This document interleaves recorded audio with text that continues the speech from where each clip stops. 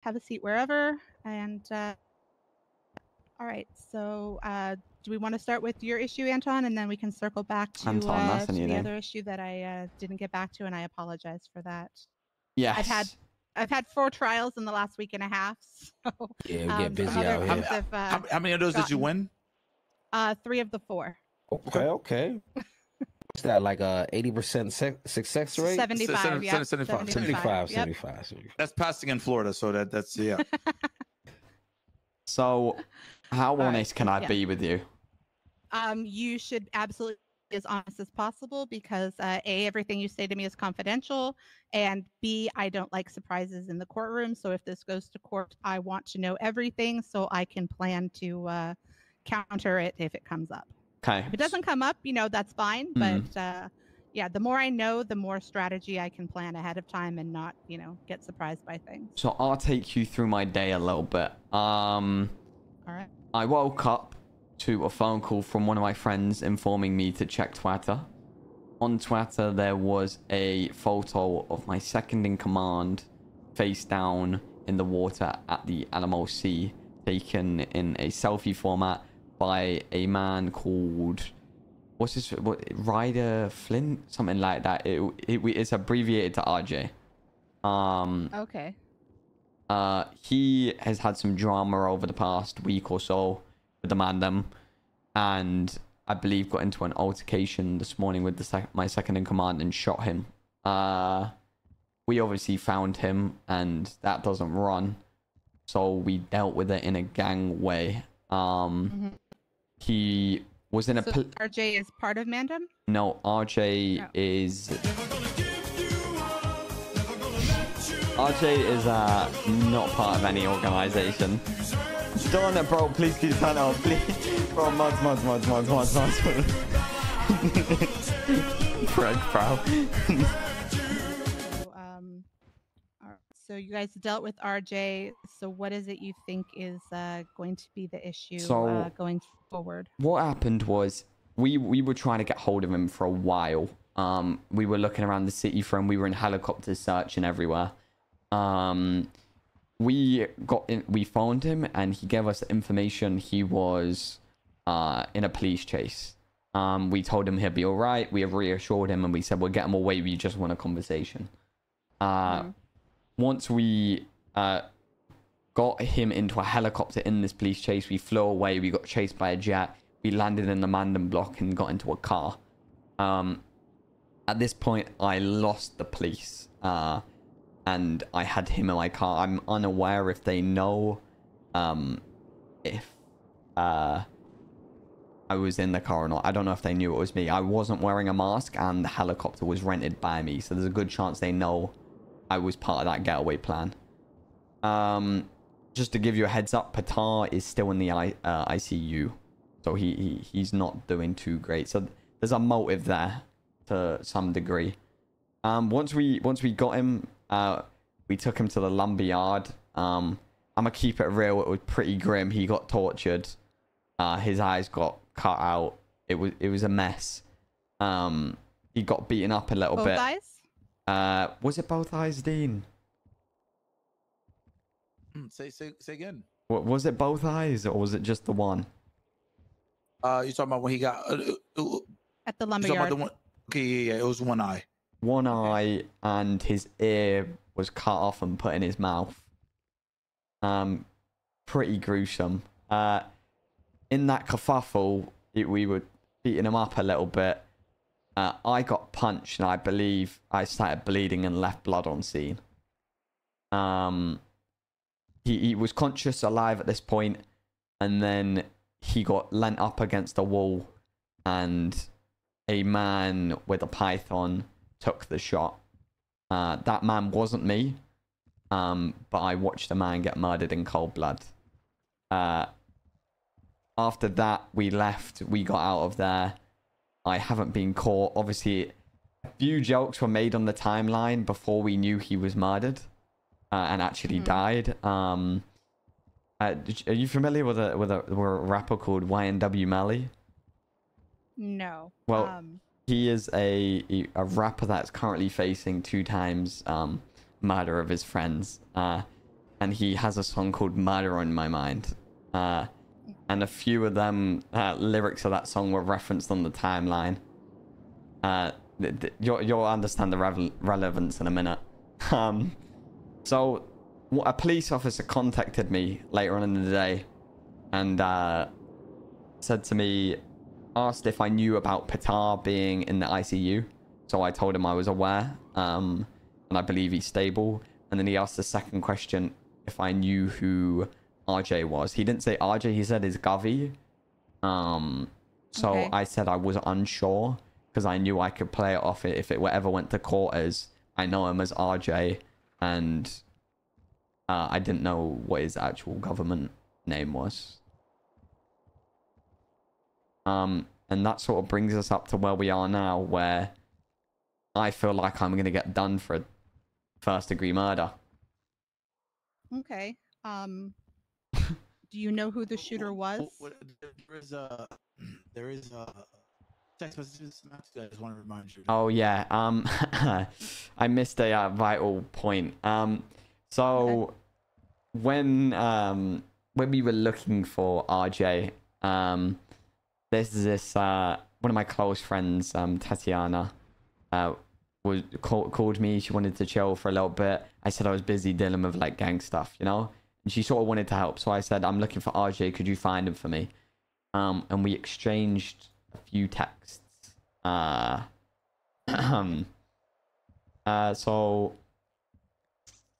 let me just see where we are.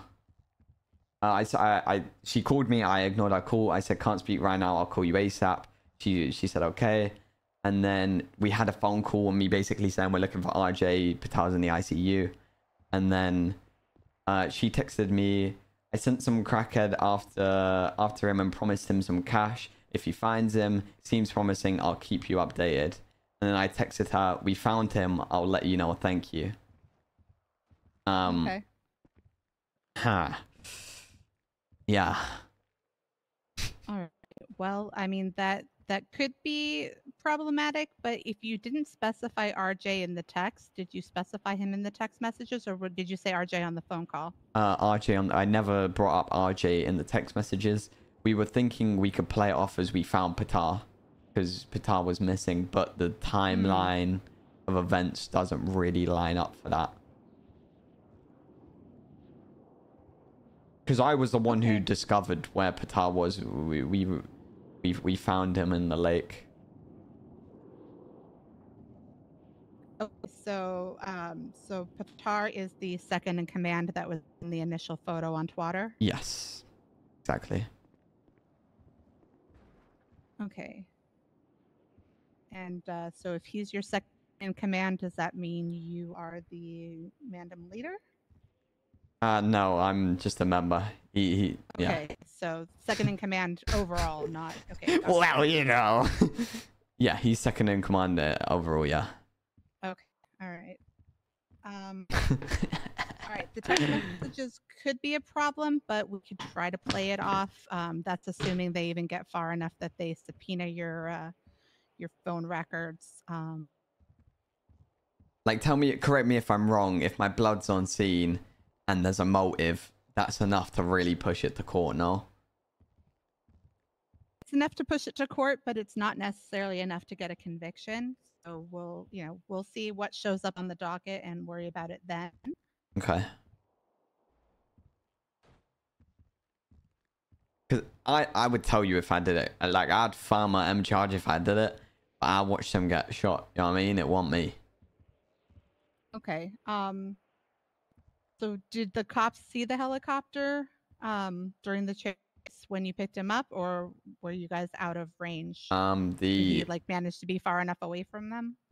So he was in a car. We got him to drive up White Garage. Do you know the one by apartments? A few cars blocked the police on the way up. He jumped into the helicopter. I flew away in the Mandem block direction. Got chased by a jet all the way to the Mandem block. I didn't want to get shot down, so I landed, jumped in a car, and then VCB'd in a car.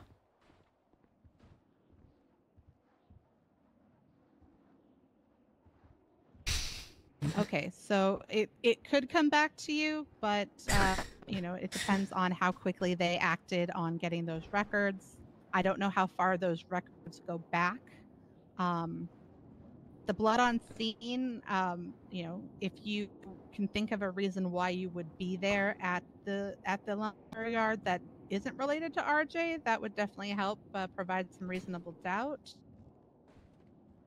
Do you know what I think? What the angle I was thinking of going? Like, if I can play off the text messages, I can play it in the direction as we were looking for Patar.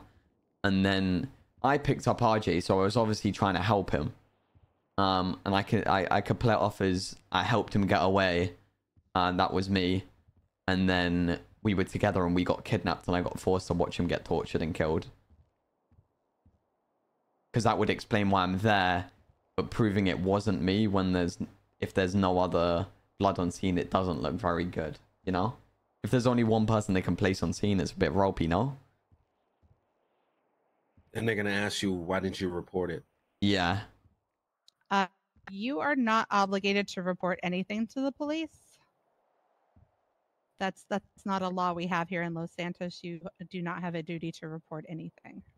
Okay, that's good. So if they say, you know, why didn't you? And just, you know, I don't have to. You know, I didn't bother. You know. Great, it's Grace, right? Yeah, Grace. So like, don't they need like a murder weapon? Don't they need all of that kind of stuff to link him to it? Because you know, this is Los Santos. Motherfuckers can. Where he had his eyes gouged out and his ear cut. I would say if you did the torture, you should get rid of that knife.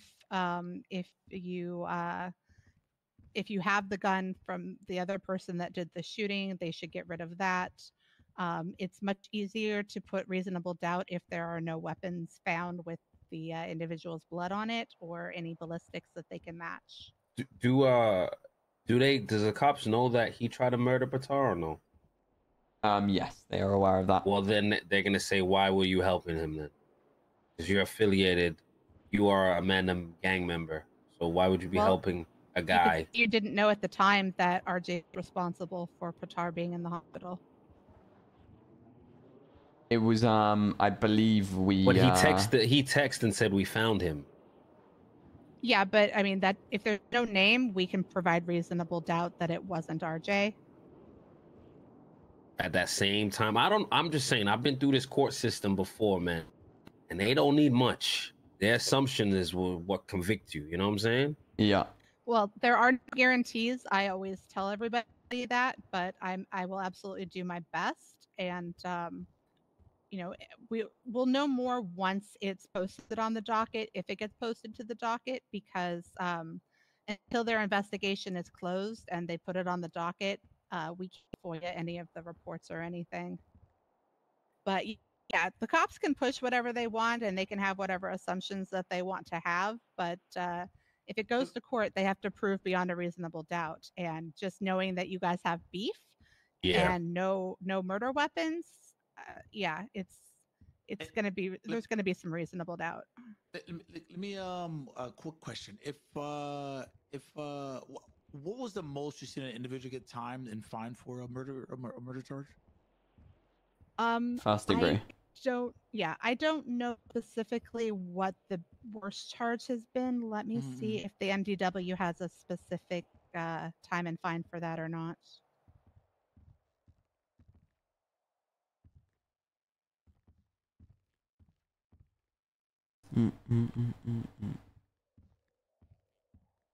Was there any witnesses around, like, that's not Mandem, like that? The person who committed the murder wasn't Mandem. Well, who is he? I'll just say it was Block Boy. You trust that motherfucker? No, but he's got the murder weapon. Okay, well, first degree murder. Luke, thank you for the 9 months. First thing that they would have to do is prove that you planned it ahead of time, premeditation. So it sounds to me like it was an opportunity, you know, when the torturing was happening, for somebody else to shoot them. So it doesn't sound premeditated to me, so it might be second degree instead. Second degree does have Wouldn't the kidnapping a to torture sentence. him be If you didn't plan to kill him, then there's no malice aforethought. If so honestly, if we get to court, you guys can absolutely say, you attempted to kidnap him and torture him. You had no plan to murder him, and you weren't the one. We can say you weren't the ones that murdered him. It would require you to commit it to, confessing to something, but it would definitely be better than murder. But again, we'll cross that bridge when we get to it and see what they have on you. But second degree murder is 300 months and $45,000, whereas first degree murder it's recommendation and judicial discretion. It's basically on whoever the judge is. Well, the prosecution will make a recommendation, and then the judge will decide whether or not they're going to go with that. They would need a lot of evidence for first degree, though. So, let me ask you a quick question. Yeah. MattEU, is MDM a record label or a gang?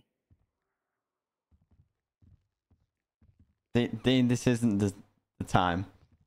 I would argue that it's two separate things, just because individuals in Mandem the gang own Mandem Records doesn't mean that Mandem Records is a gang. Was Matt's blood the only blood on the scene? We aren't 100% my blood's on scene, but there's no other reason for him to call me and ask my relationship. Hear this, right? Hear this. This is not trying to scare you now, right? If this motherfucker Block Boy don't get rid of that gun, he gets caught with that gun, and they investigate him. He says, "Well, they, because you the bigger fish to fry." You know what I'm saying? He might just snitch and say it was your gun that you gave to him. Now you have a witness. Oh, y'all need to get rid of Block Boy, to be fair. Or we need to get hold of the gun to get rid of it. I just checked. There is no legislative minimum for first degree murder. So it'll take me a little while, but I can definitely go through the court records that have already gone through and find out what the max is. But I don't necessarily want to do that with you right now because I don't want to take up your time on that.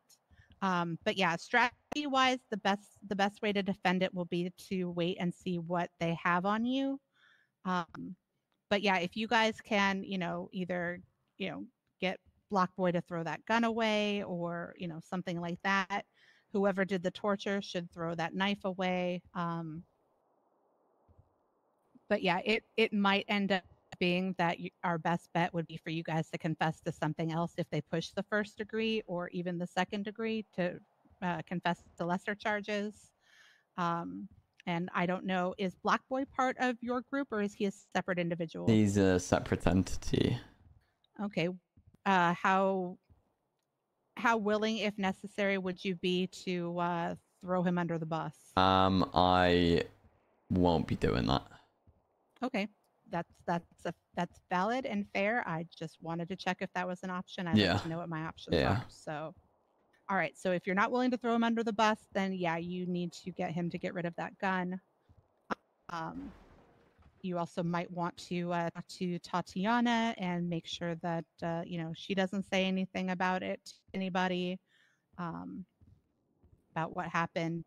You might want to find out who the crackhead she put on it is, and make sure that they don't know why they were sent after him. Valid. Yeah, that's a good point. Yeah, the people that are involved, the more likely it is that somebody's going to say something to the wrong person and fuck it up. So if you guys can, influence people to, keep their mouths shut, that would be helpful. Wait, who told us that the casing got blown away by the wind? I think it was Fixer. Yeah. So if they don't have a casing, is that better or worse? Casing, no casing is better because they can't link it to the gun. Okay. So basically, the projectiles, which are the bullets, and the casings, which are the shells, those will link back to the gun that fired them. Bro, so the less I of that bet there money is, it's the the crack, easier it it's is to a not make a pirate leak. person from BSK, bro, and that's why Molly was But, belling me. I assume a I'd Python bet is an money on it, illegal bro. one anyway, so as long as he doesn't have the weapon, there's no serial number tying it to his state ID for that. So yeah, as long as he doesn't have the gun that matches, they can't prove it was him because they can't prove it was his gun because he doesn't have possession of it anymore if he gets rid of it.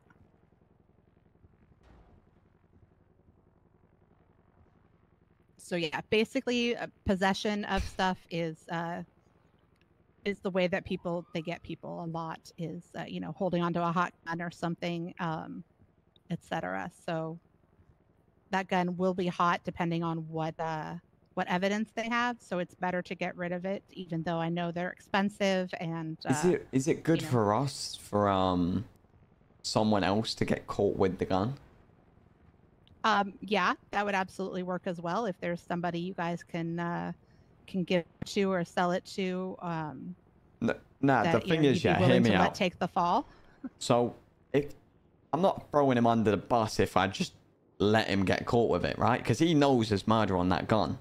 And if he's dense enough to go get caught with it, that ain't my issue. Yeah, but they don't have the casing no more though, so it doesn't really even matter. That's what we think. We don't know that. Yeah, we don't know for sure what they have or don't have until we see the police report, and we won't see that until it's on the docket. Unless they put out a warrant instead and not try to go on the docket with first-degree murder. But yeah, first-degree murder has to go on the docket. So if they charge you with anything else, then they'll charge you, and we can try to appeal if you want. But yeah, first-degree murder has to go through the docket. Okay.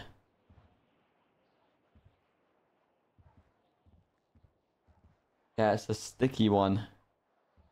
Still. It looks like it's me, and it very much could have been me, you know? But it wasn't. Can I get in trouble for being there and witnessing it? As long as witnesses aren't willing to talk, it's fine. They can be compelled to come to court, but they can't be compelled to say anything. No, I mean, so like, yeah, if I admitted to everything I've told you and said I watched everything and I didn't do out, can I get in trouble for that? You could, because if you were there and you didn't try to stop it, they could say that you are an accessory or an accomplice, something like that. Is an accessory or accomplice to first-degree murder bad? Basically, accomplices can be charged at the same time and fine as the principal person who did the murder. Oh. Accessory could be a little bit lesser, but you're definitely better off trying to prove that you weren't there or that you don't know what's going on than to confess you were there and didn't do anything. Because even if, like, if you guys did a boost or something, even if you're not the person that lockpicked the car, if you're with the crew that's doing the job, then you can be charged and get the same time and fine, even as an accomplice. Yeah. Yeah. So it's better to distance yourself as much as possible and put reasonable doubt. Any sort of confession you want to do, you would say. I could just confess to boosting and say it was a drop off. And then I could just say me and the boys were scrapping for a crease. But the bad thing is it's such a specific area. It's like it's kind of obvious. Well, and I mean, like I said, even if you were there to, kidnap and torture somebody, if it wasn't a person in your group that pulled the trigger, then you didn't know they were going to do that, and you could still they could still try to make a case for charging you with that as well as an accomplice or an accessory, but like I said, if it was a spur of the moment thing by this other individual that you guys all didn't plan, then it might work out in your favor that that somebody else pulled the trigger and confessing to the kidnapping and the torture versus the other stuff. But but again, it's a lot of hypotheticals at this point until we know what they have. I mean, it'd be great if the cartridge blew away, or the thing blew away, but until we know that for sure, I don't make any concrete defense plans yet. So in the meantime, I don't really need to worry about a warrant too much, like a murder warrant. You should still be worried. You said you had a warrant for something else that wasn't related to Yeah, this. If they yeah. catch you on that warrant, they could certainly try to use the opportunity to ask you about this other case that they're still investigating. So try to lay low until that warrant runs out. If you do get caught up in it and they want to interrogate you, tell them that you are not answering any questions without your attorney. And you can have my number. Even if I'm not in the DOJ app, if I'm around in the city, I'm usually on the yellow pages. Tell them to call me anyway, even if I'm not in the DOJ app. If you get caught, and Have a good one out. if I'm not around in the city, tell them to send out an email for any attorney. Yeah. Any attorney is better than no attorney, and if I'm awake, I'll see that and I'll try to fly in for you. Okay, Celeste, that's amazing. I really appreciate that. You have my number, right? You're very welcome. Yes, I saved your number. Perfect. Yeah. Okay, that sounds good. We'll just wait, see what we hear, and then I'll be in contact. That's perfect. Oh, I really appreciate that. Sure. And then let me look over on Solo's thing here. Let's see. I just called you. That was my number. I don't. Yeah, I have you saved already. That's how I knew it was you. I'm just trying to check on the text messages. Was it text or was it email? It was an email. I sent you an email, right? Email. Okay. All right. Let me pull that up here. Sorry about that.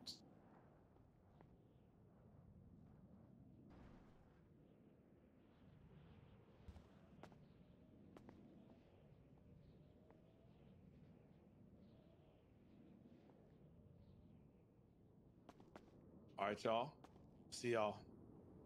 Curtis is outside, by the way, too, dude. Is he coming in? I appreciate you. So. Thank you so much. I really appreciate Grace.